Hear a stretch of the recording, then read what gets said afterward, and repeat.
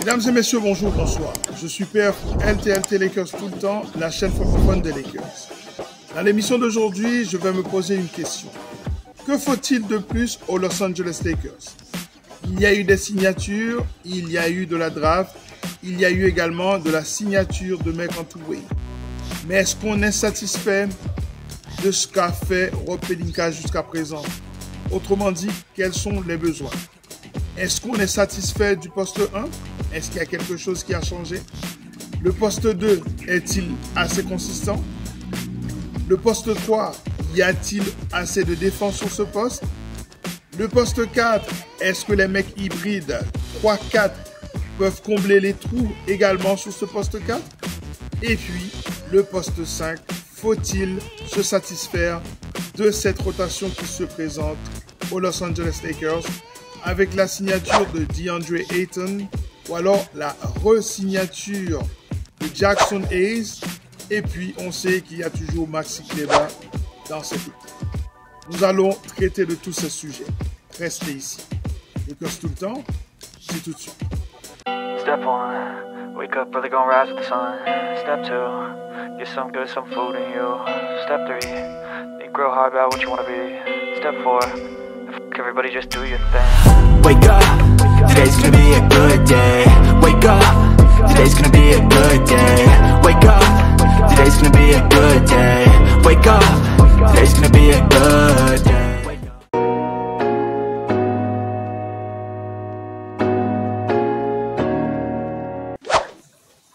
Sur le poste 1, on peut compter sur Luka Doncic en maestro qui va avoir du high volume.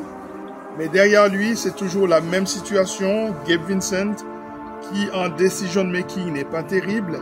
Et puis, il y a toujours Shake Milton. Pour moi, sur ce poste 1, il manque encore quelqu'un qui peut prendre des décisions, qui peut tout simplement prendre ce ballon, traverser le milieu de terrain. Est-ce qu'il ne faut pas un mec capable de prendre des décisions et défendre très dur? C'est tout ce qu'il faut sur ce poste-là.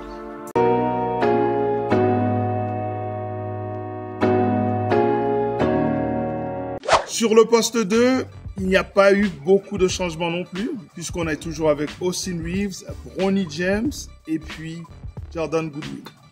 Est-ce qu'il ne faut pas un défenseur là aussi, et aussi quelqu'un qui peut soulager Austin Reeves quand celui-ci est fatigué, quand il est dans un mauvais jour?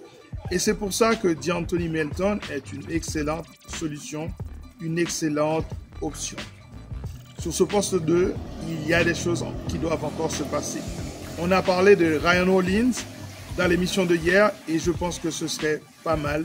Un jeune garçon qui est capable de prendre des shoots à 3 points à 45% de réussite lorsqu'il est dans le 5 de base.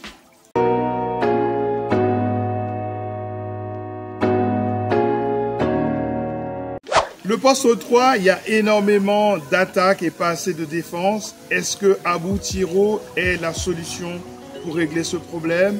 On sait qu'il y a toujours Hachimura. Ça dépend comment on voit les choses. Soit on voit Hachimura sur le poste 3 ou sur le poste 4 ou LeBron et inversement.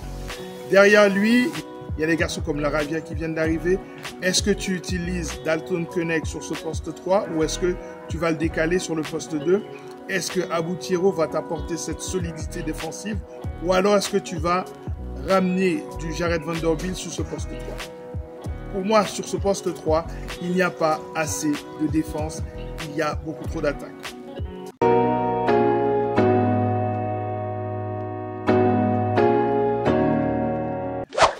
Sur le poste 4, le mélange, la combinaison entre du LeBron James, du Jared Vanderbilt, du Laravia, même un garçon comme Ayton peut se retrouver dans un big line-up à côté de Jackson Hayes. Donc, je pense qu'il y a assez de matos sur ce poste 4. Je m'en fais pas tellement.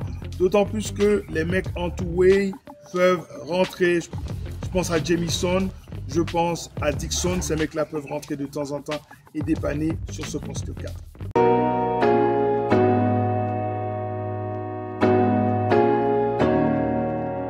Et la question fondamentale pour moi reste toujours le poste 5. Est-ce qu'il y a assez de rotation sur ce poste 5? Est-ce que la signature de DeAndre Ayton règle tous les problèmes associés à Jackson Hayes? Et surtout, il ne faut pas oublier qu'il y a Maxi Kleber derrière. Selon les rumeurs, les Lakers aiment bien Maxi Kleber en Stretch 5. Est-ce que, disant ça, ils considèrent qu'ils ont déjà réglé le problème sur ce poste 5? Je ne sais pas, mais en tout cas, la question a le mérite d'être posée. Surtout qu'on sait que Al Horford devrait normalement signer du côté des Warriors de Golden State qui ont perdu Looney. Personnellement, j'aurais bien aimé voir un trade qui libère de l'espace parce que aujourd'hui, à l'heure où l'on parle, il y a 15 mecs qui sont sous contrat avec les Los Angeles Lakers. J'aimerais voir des mecs comme Kleber partir, un gars comme Gabe Vincent ou même Shake Milton.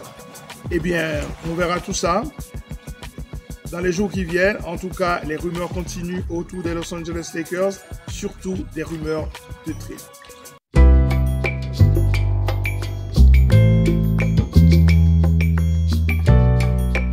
N'oubliez pas de vous abonner à cette chaîne, c'est très important pour moi.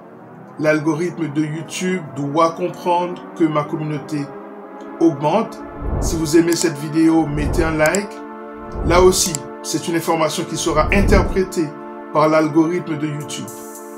Mettez un commentaire pour que l'algorithme comprenne qu'il y a une communauté qui se forme et qui est interactive. Ensuite, il faut partager cette vidéo. Je vous en remercie, vous êtes les meilleurs.